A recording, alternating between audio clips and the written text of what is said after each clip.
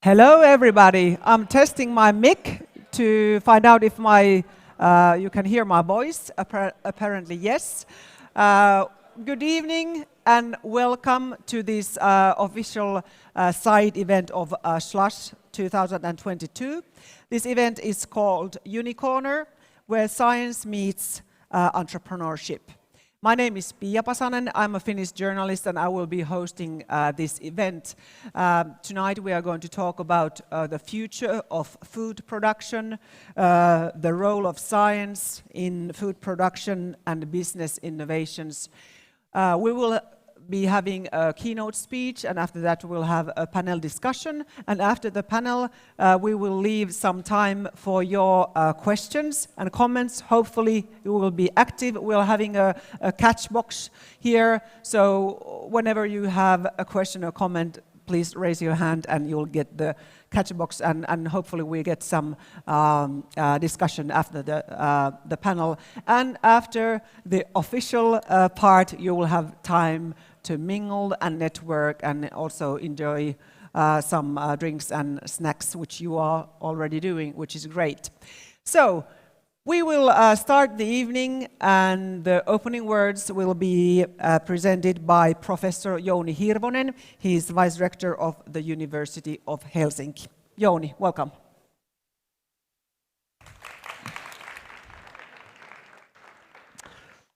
Good evening, everybody. Denusa, Global AgTech Hydrogel Integrated Secretion Solutions, Living Human Brain, Mammal Express, Medix Micro, Monsite, Mushroom, NeuroPrep, Oleoflow, Revi, Megasense, NADMED, Ute Scientific, and Whale.ai.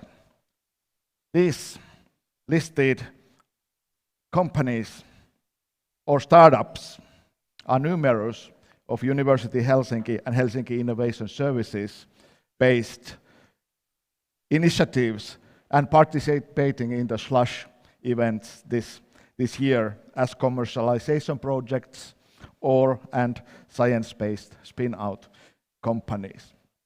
My name is Jouni Hirvonen. I'm the Vice Rector of Research Education and Innovation in the University of Helsinki. And in the University of Helsinki strategy of 2021 to 2030, innovations are first time an integral part of our everyday activities, and we are really developing our activities and participation in these events. Although definitely we have for the past 8 years already participated in the Slush events, and we are extremely happy. And I'm extremely happy to participate this morning and today, seeing so many enthusiastic young people, young talented entrepreneurs and innovators, investors, and so on during these days. After the long COVID years, this has been a fantastic experience again. Here.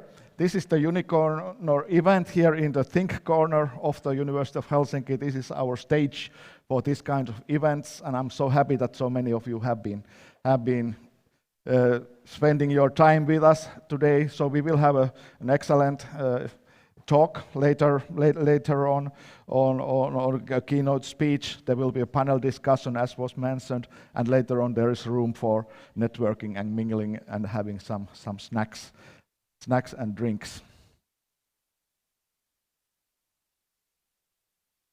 These university activities in applications of commercialization, social impact improving, benefit raising, services, profits raising events, these are really extremely important in today's world.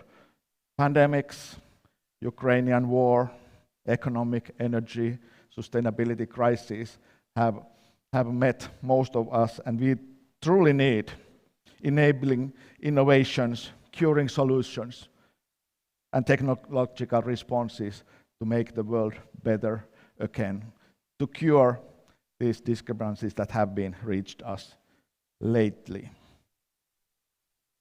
For these purposes, University of Helsinki and Helsinki Innovation Services, we have initiated a new innovation team with clear objectives, goals for the 4 campuses of our university in various parts of the city of Helsinki. And in all of these campuses, the innovation team has established pre-incubators, incubators, student activities, and across the borders, activities of interdisciplinary research activities. And also, we should not forget about the basic research of discipline-based research in innovations and outcomes. And these activities are truly seamlessly supported and developed further by this Helsinki Innovation Services. So let's start the evening. Let's buckle up and enjoy the ride. Thank you and enjoy the evening.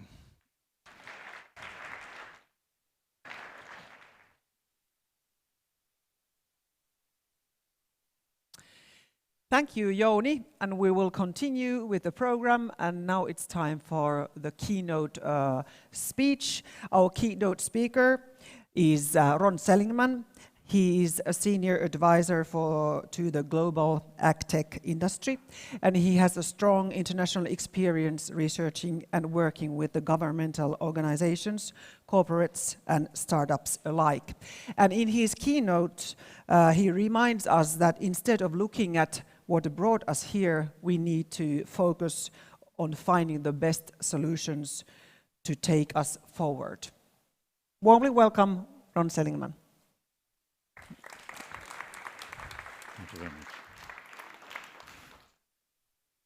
much. Hello, everybody, and a good evening. The talk will deal with what's coming out from the Hitchhiker Guide to the Galaxy, if anybody knows the book, mostly Harmless. And the question is, whom? And I will try to go through some issues, some drivers, and then how the industry interacts, and a little bit about the startups that surround that arena. So let us start.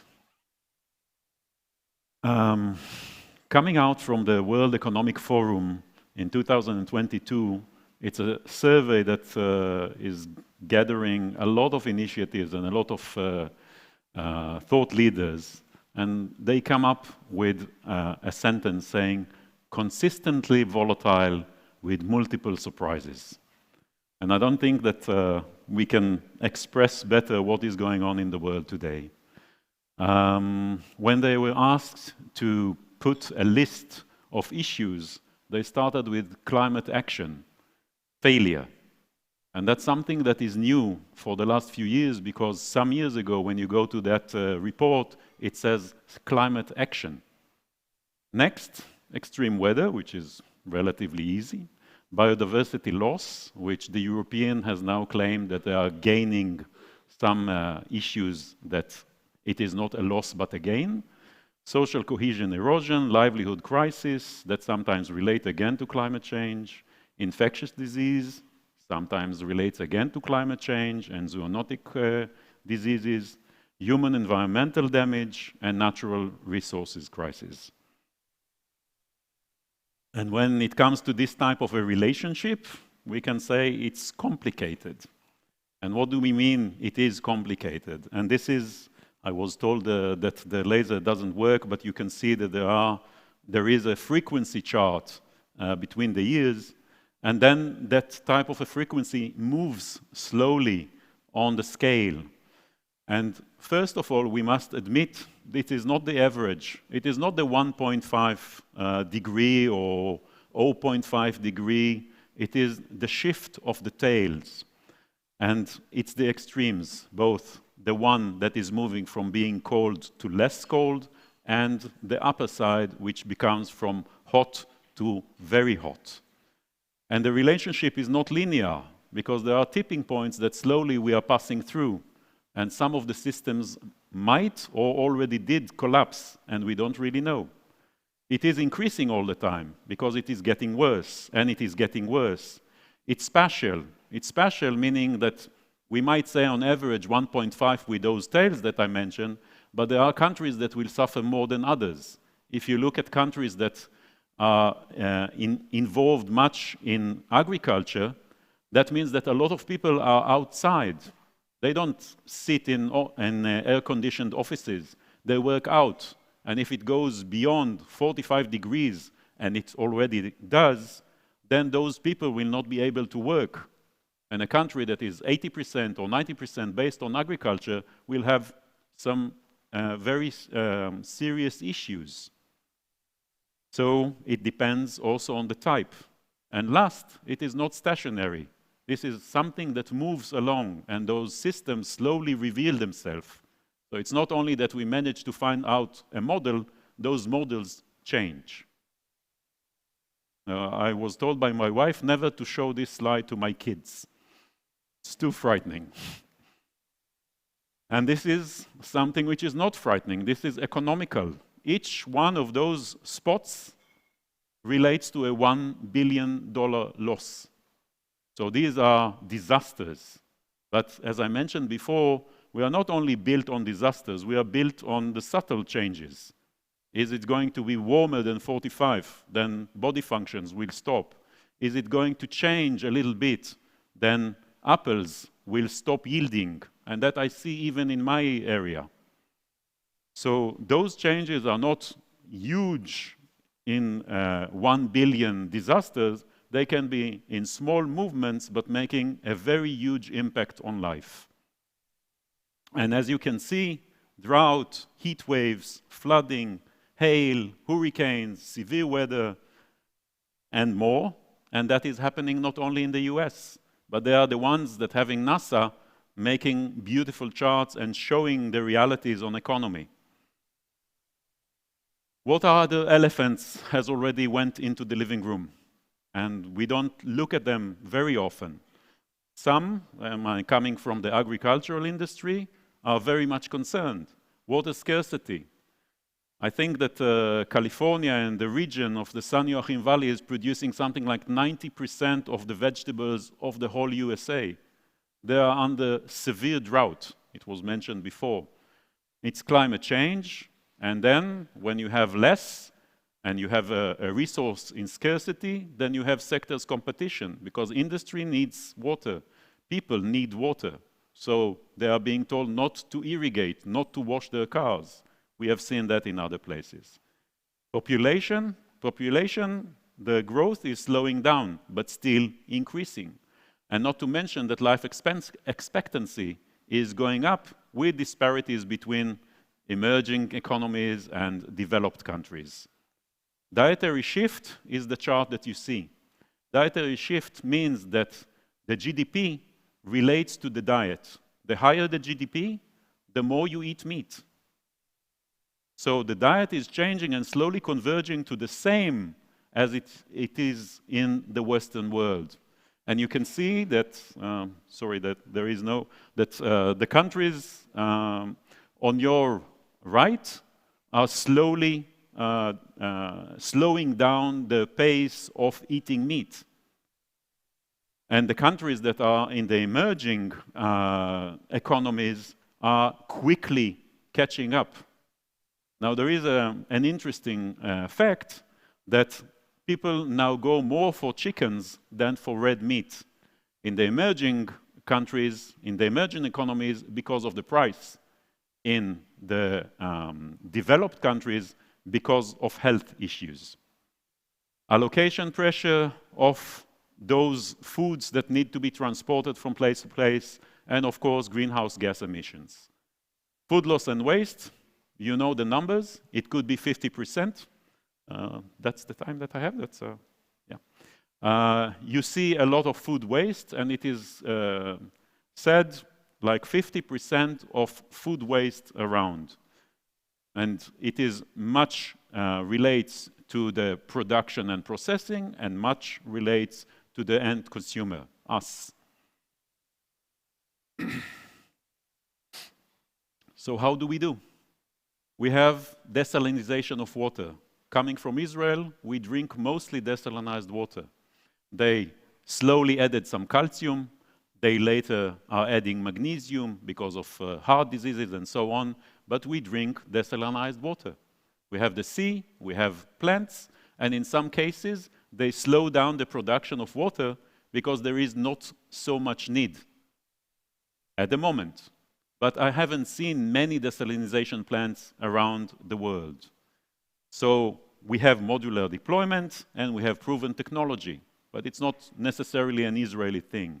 Weather forecasts. We need to know about the weather, especially when we talk about agriculture, but not only. We have a very high accuracy at the moment for the few days ahead, which is a resource that we should make use of. And everybody probably have an app with the climate, knowing what to wear tomorrow. Over here it's dark and cold, doesn't change much, but other countries it fluctuates. Monitoring of other things. Some years ago, a pixel was a very big thing to take from a satellite. Today, you can go down to 3 meters by 3 meters, and you need to pay very little than what you used to pay before, and you can go even lower than that. Industries are using UAVs and using drones to take photos of their crop and to take photos of mining activities and so forth. So it's becoming a more and more of a common thing. Today you can go out and buy a subscription for photos and analytics. Precision agriculture, use efficiency of different inputs. We are talking about fertilizers, water, and so on. And also use efficiency of various activities, when to apply and so forth. And the population, that's a question mark. We have pandemics, and I don't know if you have looked into one of the sites or a dashboard that collects the data. 6.6 million people died. It's not comparable to the 10 billion that we are supposed to be in some years in the future, but it was a pandemic and we didn't learn much. What we didn't learn much, the moment that the pandemic went away, there are no research grants. So the more the interest fades, so does the money. Projects that used to be supported by governments and other bodies are slowly finishing, and nobody will put money into that again unless there will be a second pandemic. Eating habits. There is an issue that reduces the production-consumption gap, basically the space, but not only. Transfer of technology and practices. This is common today. Better facilities, and we will discuss that in a minute. Different breeds, both for crops and for husbandry, all kinds of animals that people eat. The feed is different. The veterinary is different. We have today smart packaging to enable longer life expectancy for different foods and to monitor how good the food is. Transport, education, all those goes into the way we do today business. We look at a different issue, alternative proteins, and we have some better experts than me around. Soy, pea, mycoproteins. There are issues that relate to amino acid profile because it is different, so they fortify it from time to time. And some companies, startups, are dealing with chickpeas. Chickpeas is not an invention. Chickpeas was eaten in the Mediterranean region for hundreds of years. It's called hummus. And we should remember that this is something which I call back to the future. It's nice to have a startup, but the food is already there. Dairy products relate to plant-based substitutes, and again, some of them fortified. And I mentioned something which I call the copy cow, like a copycat, because there is a company building a huge facility using yeast fermentation to create dairy proteins without the cow. And that is already happening. This is not a proof of concept anymore, this is commercial. And they will produce different proteins that can be used in the dairy industry. And cultivated meat. I was waiting in making this presentation basically until yesterday, because something has happened yesterday. It's a matter of controversy to have cultivated meat, and it relates to greenhouse gas emissions, that if you look at the life cycle analysis, it could be different than most people would say. It produces waste, and there are health concerns. And I am saying I had to wait until yesterday, because yesterday, one of the startups played chicken with the FDA and got a regulatory permission to do the business. And that really has happened yesterday. What some in the industry are looking for. We are looking into issues that relate to genetics, traits that relate to yield expansion, resilience. One of the biggest companies have come up with a shorter size corn. Why? Because the wind creates lodging of the corn. And it is also easier for them to do various agronomic applications, because they can pass above. So there are two issues that you look at it and say, okay, a short corn, it makes a big difference.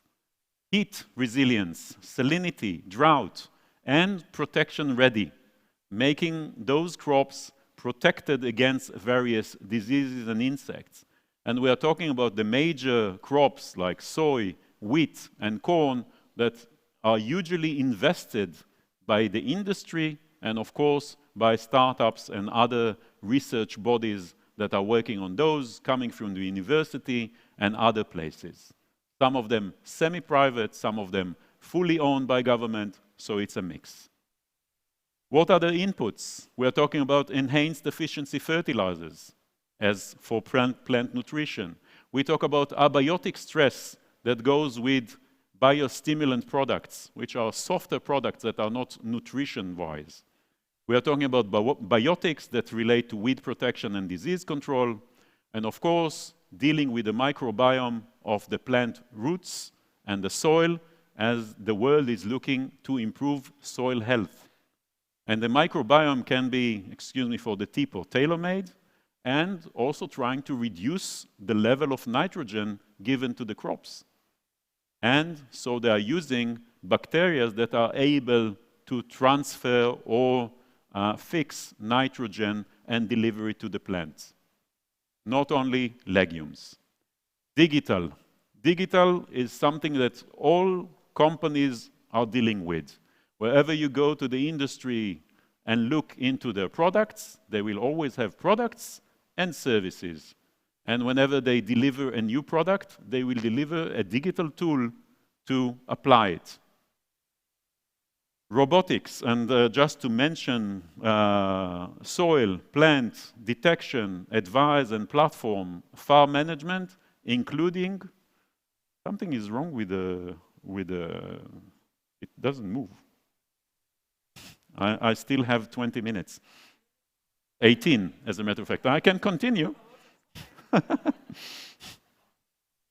So how much time do I have? 5, 10? 5 minutes? Oh, that's the most important part of the presentation. It's gone. You'll have to come next year. Robotics, pollination. There are today companies that collect or make the pollen and then redistribute it into the field. And why? Because we don't have as many bees as before. So I was nicknaming it babysitters with the bee. Pickers on different crops with apples and strawberries and lettuce and others. And even drones that are working as a swarm and communicate with each other to do various applications to hotspots in the field. And of course, proteins that we've mentioned, but not only for food, but also production and using artificial intelligence to design them. And perhaps one of the pinnacles of the agriculture is the isolation of crop production from the environment. And that's farming in 3D, or vertical farming as it is called. I nicknamed it F3D, but then I remember the FTX, if anybody is following the news, so I decided to keep it like that. Benefits: efficiency in space and time, efficiency of resources, protected from the elements, but they have shortfalls. And that means that many of those startups have found themselves in an economic situation that makes them drop off the grid. Very costly space, high energy costs because it is isolated, so you need to put everything back, and even human resources, which are very costly in some countries. And because when you're working on vertical farming, you need good people to work in. And by the way, they also bring diseases inside, so robotics is a good thing.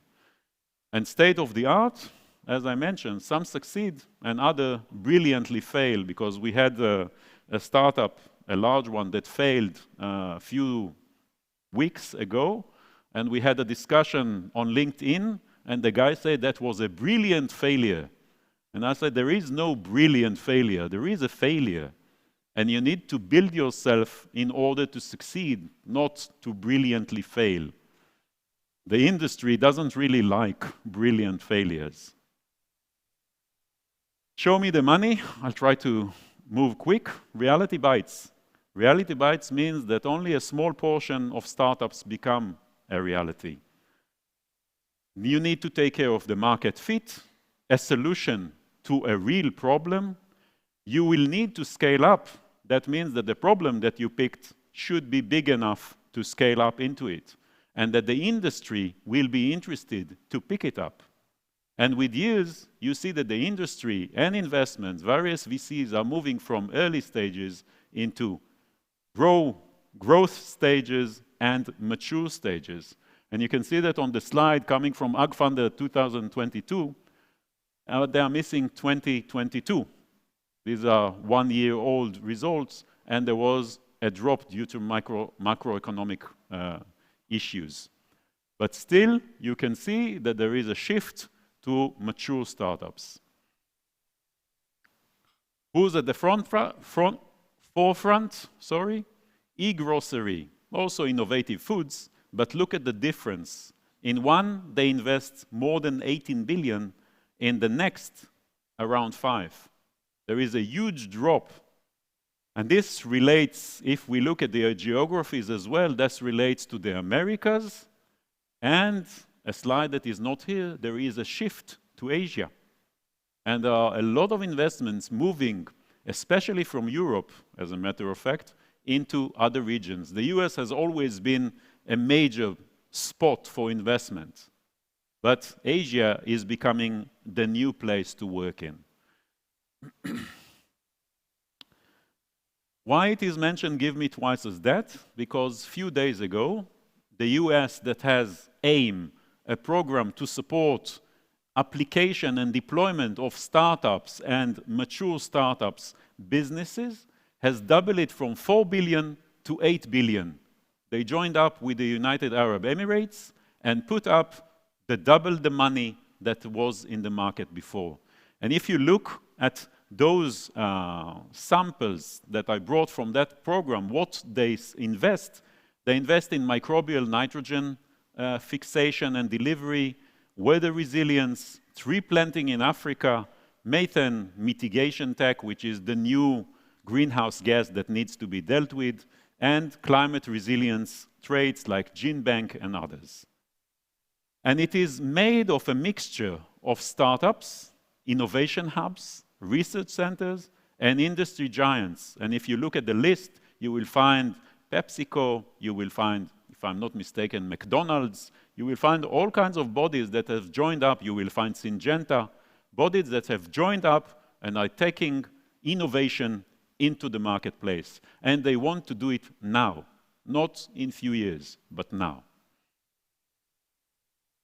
A takeaway? I would say the takeaway is very simple. And I will add something that I forgot. There are plenty of problems. If you want to choose something, you have plenty of issues to choose from. And there is lots of innovation. If you go today and search for innovation, you will find tens of bodies dealing with innovation, open innovation, closed innovation, industry innovation. Everything works. There are many platforms to do that, but you need to read between the lines. And I mentioned before, choose a real problem. And I think you've got all prepped up at the Slush event with all kinds of talks that advise startups how to succeed. So I will not delve on that. Digital is apparently key. Most investors look for maturity, and the mix between early stage, still, and industry seem the best. And I will add something from my own experience whenever I talk with a startup or someone who has an idea. I say, purify your idea. You find many startups that are talking about the arena, the surrounding, but not on what they really came up with. They might have an excellent idea and then they drown it with a lot of issues and problems that they bring in.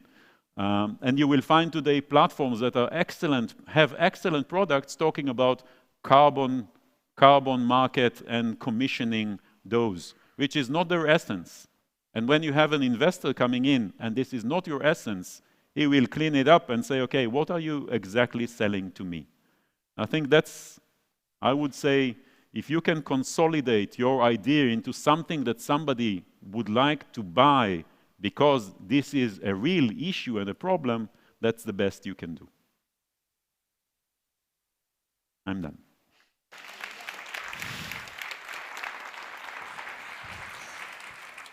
Thank you. You had an everlasting keynote because your time was not running down. The clock was not ticking. Okay, but you can, Ron, please have a seat. We'll continue with the panel discussion. And I will introduce our other panelists. We can sit down, and I will call on stage, welcome Reetta Kivelä. She is a Finnish professor of practice at the University of Helsinki and food innovations, and a co-founder of food startups such as Golden Green Foods and Nordic Umami Company. And Reetta is a researcher, originated entrepreneur, with the experience in inventing and scaling up several innovations, such as the alternative protein pulled oats, nyhtökaura. And our third panelist is Hanna Tuomisto, an associate professor in sustainable food systems at the University of Helsinki. Welcome, Hanna. And Hanna's role involves development of new research projects and international collaborations related to sustainable food systems. So, maybe first I would like to ask Reetta and Hanna to comment on Ron's presentation. What ideas or what thoughts came up when you were listening to his very interesting presentation?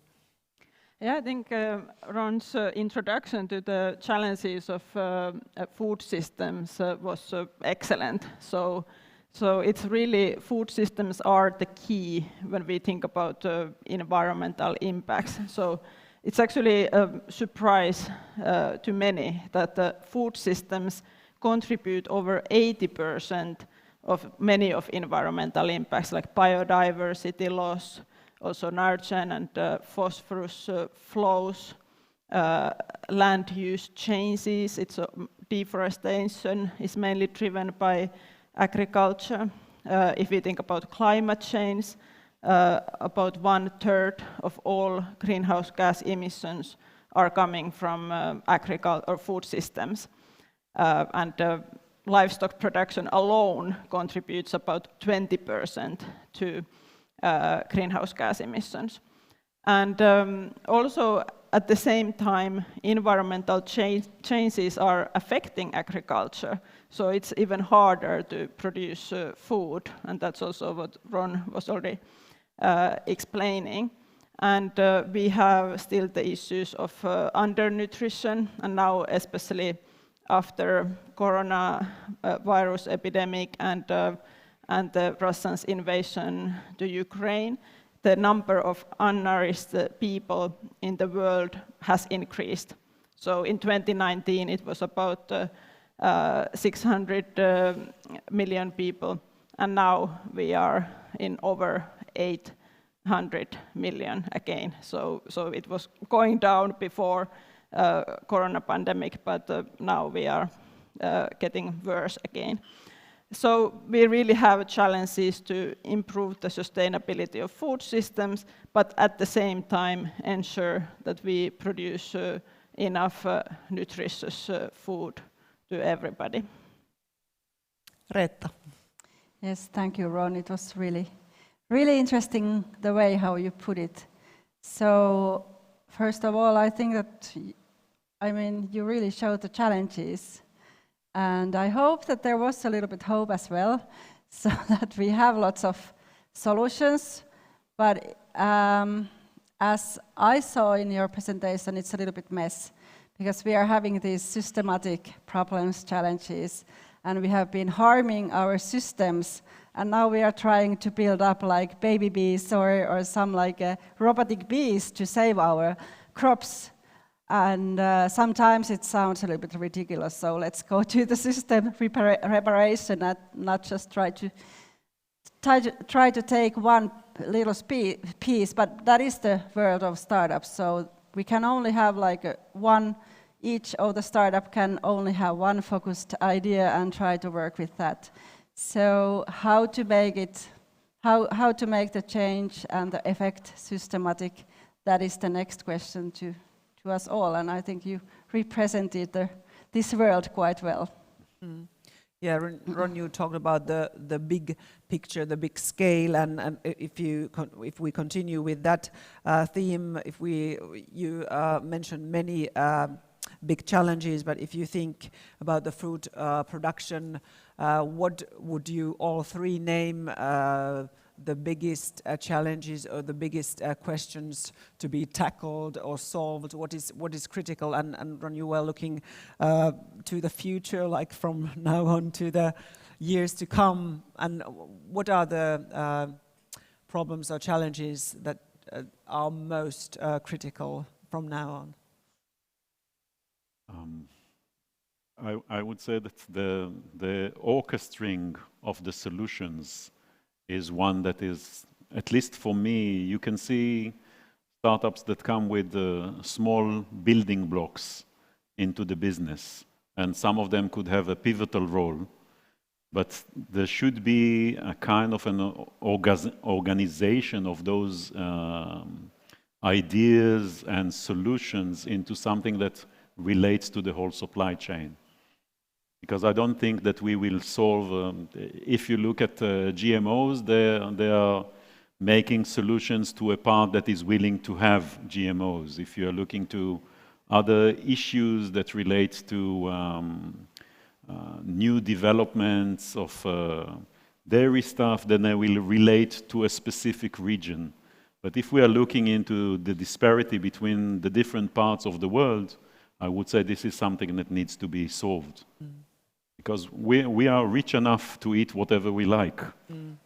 There are parts in the world that cannot. Mm. And that's something that's basically, and that's why when I mentioned the US plan to make a change in the world, they are looking into other countries, not necessarily the US. They're looking into Africa and Asia and other places of the world that can make a big difference. Yeah. How about Hanna and Reetta? What would you say? Yeah, so I would agree also in that point. So basically ensuring, or how can we provide healthy, nutritious food to everybody in the world. But I think another big challenge is the changing human behavior, because we need to change our diets, but and everybody knows that we need to do that, but it's still really difficult to implement. Like, how do we reduce consumption, overconsumption? Like 40% of adults in the world are overweight or obese. So we need to change the diets towards plant-based foods, reducing livestock products, and having healthier diets. So that's a huge issue. How can we achieve it? Reetta. Yes, I will stick on this systemic change, because I think that we have our food system, or our like how we are supplying our food, the modern production chain of food. It has been harming lots of different systems, like ecosystems, our seas and our lands, and also our metabolism. So we should really, like, I hope that we are now wise enough, and we are in like urgency to really start thinking like systemic changes, and not only like trying to put like more products to the market and putting all the responsibility on consumer shoulders. But we really should do something in the system, and that's what I hope is the next step. Ron, do you think it's possible to change our eating habits? Or, I know many people are very conservative and stick to their routines and what they are used to when it comes to food or everything else. How do you see this? Is it possible, or should we put, like, if we want to when we want to reduce the eating of red meat, for example, should the price be so high that many people just can't afford it, and they are switching into more healthier diet? Or is there a solution to turn our heads? I can speak from my own experience in this case, because we have made a change in diet, which relates both to health issues. I had for one of my projects to study about red meat. It made a difference for me. So I think understanding the health issues that relates to eating red meat is a key. But not everybody is educated and reads articles and reads publications. So I think the government might need to put a hand into that and do educational programs. And I think that has happened, for example, in the times of Obama. So that's one thing. And since you referred to the price, we don't eat as much red meat as we wanted to, and I like red meat, because it is very costly. And again, I mentioned, I was surprised myself when I was reading statistics, seeing that people are choosing more and more chicken to eat, on one side because of health issues, and on the other side because of pricing. So I think the market is slowly reaching some kind of a balance. And you see it both in emerging countries that will move into chicken, eat more meat, but move into chicken, and you see it in developed countries that are slowly reaching a plateau. It's not a good plateau, I would say, but it's a plateau. Hanna? Yeah, so I think that's where these new technologies can come in, because we need to be able to offer better options for the consumers, so that they don't need to make a trade-off between meat and something else. So, and of course, education is part of this. So also teaching people to cook good vegetarian food and use legumes in the cooking, and but then also like these novel technologies, for instance, cellular agriculture, which means using these cell culturing technologies familiar from the pharmaceutical industry and chemical industries and medicine as well, to produce similar foods than current livestock products. So, for example, culturing animal muscle cells to produce cultured meat, or also microbes are used to synthesize similar proteins than in milk and in eggs. So then it would be possible to make products that are very similar to livestock products, and that would be easier for the consumers to change, or basically they are still eating similar foods than before, but they are just produced differently. So that's one approach where technologies can help. But then, of course, also developing better plant-based products as well. Reetta. Yes, I think I'm not that tech-oriented, even I'm a technologist. I really believe we need some moderation in our consumption habits, and if speaking about change, we are always saying that there is so much tradition in food and there are so much emotions and it's so difficult, and it is. Of course, because it's everyday life and you need to survive every day with your recipes and your kids and blah, blah. So there is so much things related to food compared to the medicines, for example. But we have been changing our habits. So when I was a kid, Finnish people, we ate like 40 kilos of meat, and now we eat 80 kilos. So we have been able to do the transition. So now, why not back to the vegetables? We wouldn't die, and that would be already quite sustainable if we would consume like half of the amount we were consuming back then. So I think we are totally capable to do some changes. But we need to help people, and what is happening, I think that this is the first year we really see a significant reduction in meat consumption, and this is a happy year for me at least, because we have been doing lots of work, all of us. Like what is happening in media, what is happening in shelves, like retail shelves, what is happening in technology, what is happening everywhere. So if there are lots of like operators aiming to the same goal, so that we are going to the same direction, and we are like putting lots of different solutions to the same basket, then the change starts to happen. And it's not possible. We shouldn't think it's not possible. And of course, I hope that there would be also like political decisions helping us. So for example, subsidies, now we are subsidizing like the areas, but we could be subsidizing, for example, nutrients. So it could be modernized.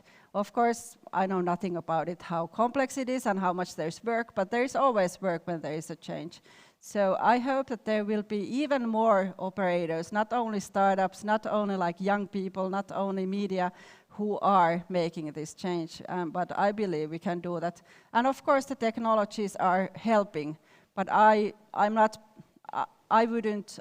think it's a little bit dangerous if you start thinking that there comes just some technology that is saving us and we don't have to change anything. We can just live as we want. So we need both technology and both humans to make the change. We need lots of different actors, we need lots of different solutions, and then the change is there. And even though, and you mentioned the technologies, solutions and science and everything, but what restrictions or obstacles or challenges are there, even there are science helping us? What are the obstacles in the way of science helping us in the food production, legislation or other difficulties in practice? Yeah, okay.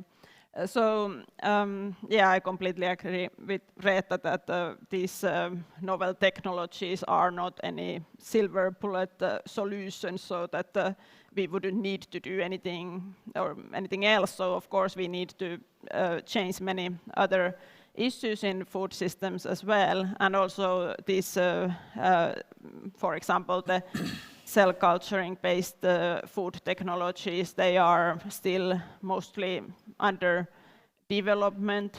Of course there are some products already available in the markets, like this mycoprotein product, corn, which is available in many countries, which could be also regarded as cell cultured food. And there are now some of these recombinant proteins, or these proteins that are produced by microbes, the milk proteins, and these egg white proteins, or at least the milk protein, is available in the US and in Singapore as well. So they are coming to the markets, but the process is very slow, and they are regarded as novel foods, and they need to go through this regulatory process, which especially in Europe, it's quite long. So already getting the approval to sell these foods is taking many years.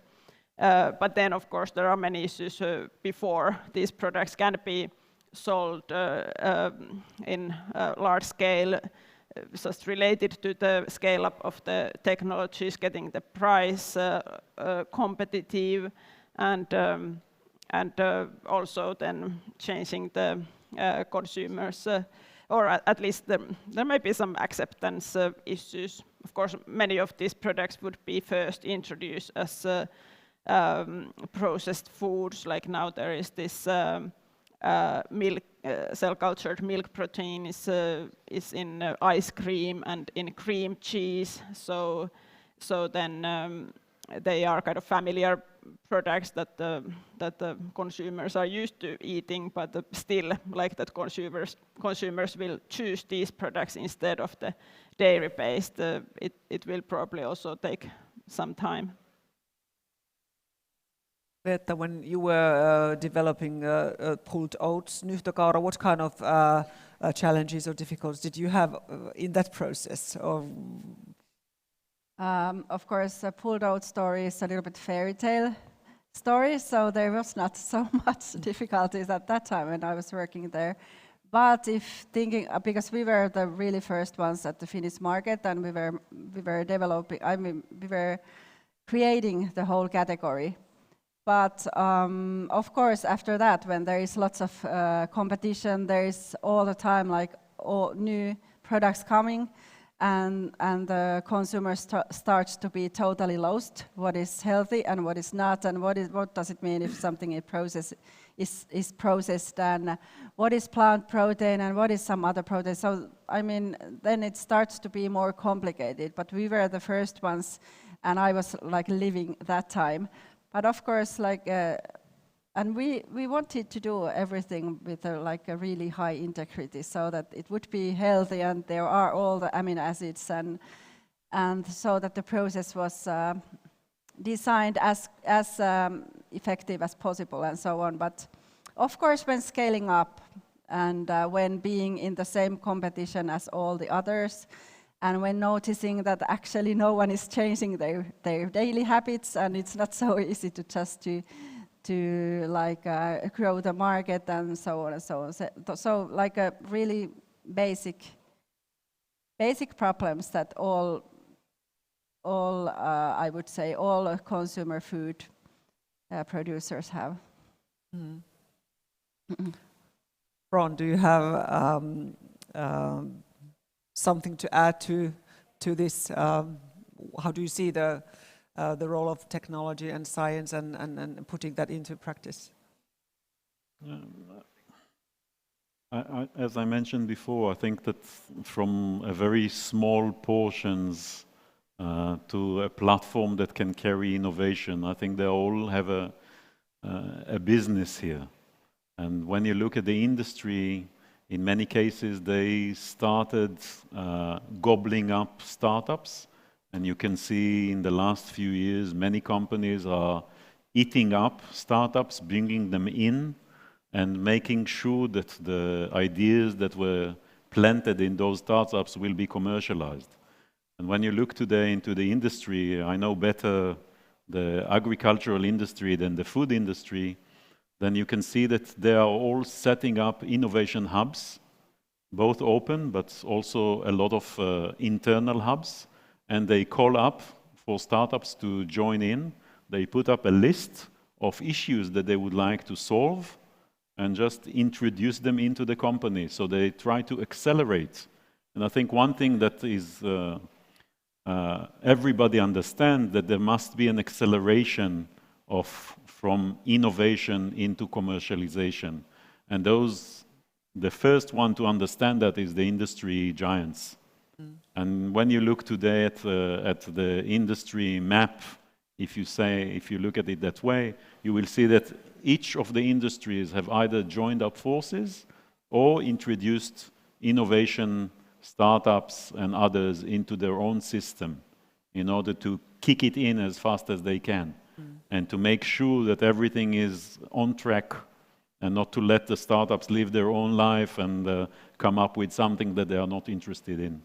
I think that's one of the things that I've seen happening in the industry in the last few years. Yeah, the processes are long and slow. Do you think, do we have enough time? Does science have enough time, and the companies and startups to keep up with the development and all the natural resources that we have and the change we should do? How do you see it? Do you see the bright future coming up, or are you more pessimistic about tackling all the big questions? How do you see? It was not by mere chance that I chose climate change as the main topic for the problems ahead. And I don't think that we can control climate change anymore, but we can work towards mitigating it. And that's something that everybody is understanding, that it is probably a failure that has already happened, and it's not a brilliant failure. And you will see in the industry and among startups a lot of work done in order to answer those questions. I don't know if we will survive this, but I think that certainly we can do a lot to change some. So it's not a very optimistic view, but I think it still is. And anyway, I made a deal with the organizers that I will be more optimistic than pessimistic, so I'm trying to stick to that. Yes. And Hanna, how do you see, when thinking about building a resilient future-proof supply chain, what are, in your opinion, the key things to do? Yeah, so first answering to this question about the urgency, because like this United Nations Sustainable Development Goals are set for 2030. So we have like 7 years time to reach them. So there is not much time to develop completely new technologies to tackle these issues and achieve the targets. So in that sense, we need to do everything what we can do now. But then I think at the same time, we still need to also develop these new technologies for the longer future as well. But yeah, so then anyway, like I think we need to take all the options that we can't really do. But then it's yeah, the issue about the like adaptation as well, so that we need to also prepare to this possibility that we are not going to be able to limit climate change under 2-degree increase or 1.5. So then we need to also start to prepare food systems for adaptation to climate change. And that's also where these novel technologies can come in. For example, vertical farming. If it's too hot outdoors, too dry to produce, we can use this controlled environment farming systems, indoor farming systems, where we can regulate the temperature and water conditions, and we can circulate the water in the systems and control the emissions to environment as well. But then the issue with these technologies, as well as with many of these cell-cultured foods, is the high energy use. So there are also these cell-cultured foods where there is no land needed at all, no agricultural land needed at all. So the microbes can use carbon dioxide or methane as a carbon source, and the hydrogen comes from water. but splitting the water molecule takes a lot of energy. So this is common for this vertical farming and the cell culturing processes, that they need more energy, and especially electricity than what we need now for agricultural production. So then we also need to think about how can we produce enough sustainable low emission electricity if the electricity demand in food production increases a lot. At the same time, when also electricity demand is increasing in transportation and in many other sectors as well. So we need to think about also these other sectors that are affected by food systems when we think about the sustainability of food systems. Okay. Reetta, what do you think? I don't remember the question anymore, but Johanna, you can have the closing words before we take questions. I was just thinking that when Hanna was speaking that because in the center of everything there is people, there's human being, and I guess that is only one view. What happens when everything will be in change and we don't know? We are all asking what is going to happen. We can't predict anymore so much future. So it's quite.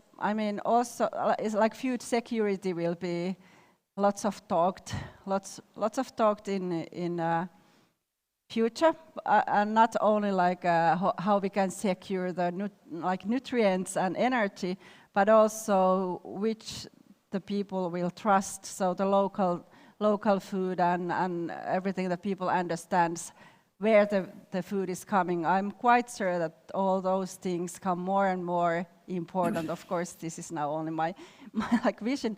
But if thinking about, for example, myself, when thinking that there are pandemics and there are wars and there is all disasters happening, and we don't know if what is happening to Finnish climate and so on. So we just start to feel that I want something that is near, and I can assure that my family gets food. So possibly there will be a smaller units. Possibly there will be more local things. Possibly we don't know how the agriculturing system is actually looking in future. For example, this monoculturing, I really hope it's going to come into its end quite soon and so on. So now we have been just doing bigger and bigger and bigger things, and we are only eating the whitest croissants and whitest bread and the best and best and best. Possibly that we can now go back and start eating more things also those not so nice looking peas or not so nice looking breads, but and then we want possibly to produce food in smaller units so that we understand what we are eating. Mm-hmm. So that was just an addition to Hanna's speech about these technologies. All right, and now we will have a few minutes to take some questions or comments. I hope you will have 1, 2, 3, or as much as we can. So we have the catch box. Who wants to start? Whenever somebody raises a hand, it usually encourages others to. So who wants to be the first? Somebody has to. I won't let you to take any food or There, can we get the microphone? Hi, Jarmo Eskelinen, University of Edinburgh. Start thinking about the consumerization of new innovations and the reflecting back to the history and the fact that something like Coca-Cola is basically a supply chain innovation. It's available everywhere, and that's fundamentally a success in logistics. That's basically what it is. You can drink it in places where you cannot drink water, you can still drink Coke. Is there something to learn from that? I mean, is it something which can be replicated? Is it just a natural phenomenon which happened at the right time back in the day? Or can it be that we if we can create a viral innovation and then push it through a logistics chain in a similar manner? Or are those days beyond us now? Reetta.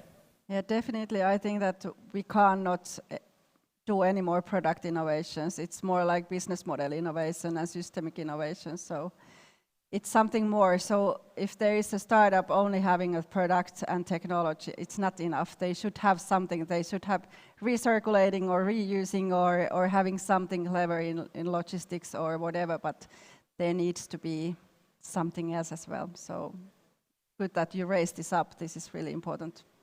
Do you want to answer? Yes, I think that the industry has a very big portion of doing that. And when you look today at what they are doing within the business, like integrating bacteria or integrating specific products that were in some places a creation of a startup or a creation of some bright minds that wanted to introduce something. The moment it goes into the industry has a supply chain. So the scaling up is very quick. I don't know if we'll ever reach the efficiency of Coca-Cola, but the industry today, and even if you look at the consolidation of the industry, and again, I know better the agricultural and the industry that relates to that, when you look at the consolidation of the industry, Syngenta with, if I'm not mistaken, with Chem China. One company is buying a huge giant. So they are all becoming very big operations that know how to ship stuff. So the moment that they introduce some innovation into their business, then it will reach very remote places. So I think there is an answer there in quickly going into the commercial life, into the industry, and not keeping very tight to your own invention and trying to sell it yourself. So the quicker it will go into those supply chains, the faster it will reach very remote places of the planet. Hanna. Yeah, just shortly, thank you for the question. I think this was a really excellent idea to look at those kind of innovations and how they have done it, because it's a good example of something that when the product is good, it can be spread everywhere in the world, even though it's not part of the traditional food culture in those regions. So in that sense, an excellent example to study. Okay, good. There? Go ahead. Thank you. So you guys are scientists. Which science do you think is most underrepresented in this change that we're trying to make? I didn't catch the question. So what science is most underrepresented in the change we want to make? Maybe social sciences, of course, there are now more, but we really need to understand better the human behavior that we can change things. Behavioral. Yeah. I was thinking of, do I miss chemistry? Do I miss physics? Do I miss anything? I don't miss anything. I don't miss biology. I think the medical world has developed immensely. I think it would be the human education and human behavior that are missing. I was also about to answer that like a human sciences, but possibly like systemic thinking I would add, so that, yeah. So if we have all the pieces, then we should have also the system. Okay. Another question? We have time maybe for one. There? Go ahead. Hello. Rashad from Terco Health Hub. I wanted to ask if you're familiar with Bjorn Lomborg's climate project. They have a project, they have assembled a team of Nobel scientists with a lot of researchers, and they have basically prioritized actions that are the most impactful for our society, and climate actions are not the priority, are not top one actions. The top one would be increasing free trade globally, then it would be increasing women's health providing contraception or just helping women not to have any problems during the birth, and so on and so forth. And another thing when it comes to climate action is that, ironically, the best way to help people care about climate is to increase their life standards. So the better they live, the more they care about the climate. When they are poor, they literally couldn't care less and they would start burning wood, coal, and whatever. So what do you think about these priorities? Who wants to start?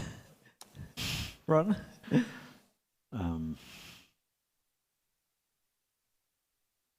I'm not sure that, as I think there is a contradiction here, because when I was presenting the issue of diet-related income, then there is an inherent problem here.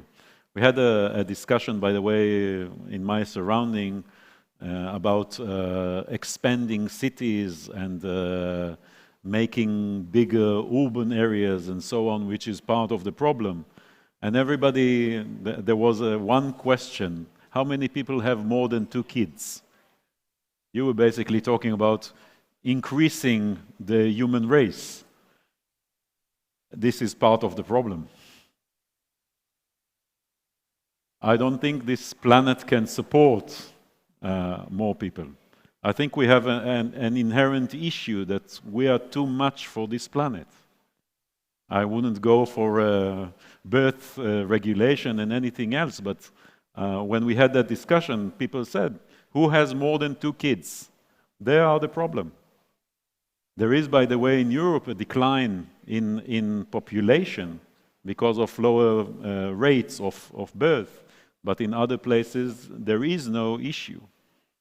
India will surpass China in a few years. It's a huge amount of people populating, in a way, the wrong places because they cannot be supported.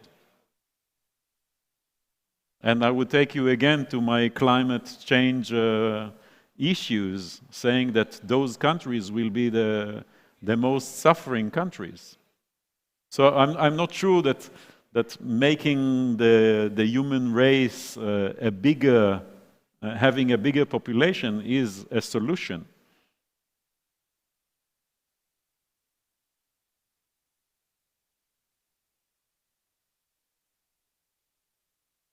Yeah, that's true, but I don't understand how assisting the population only on the case of education, which will take years, will help us change what is going on. But yeah, I think that's already seen that when in low-income countries, when women especially are more educated, they have less children. So that's also one of the reasons why the population growth is starting to stabilize. But then, yeah, of course, there is this other side that when countries get wealthier, also the environmental impacts per person increase, so they also consume more, eat more livestock-based products, etc. So in that sense, but yeah, if we could do this both at the same time, so basically educating, and then it would be part of the green transition as well. So that would be probably the optimal way of doing things to tackle both at the same time. I would just say that it takes a very long time to educate someone. We are talking, we've discussed the issue of urgency. I don't think we have time to go for education as a solution.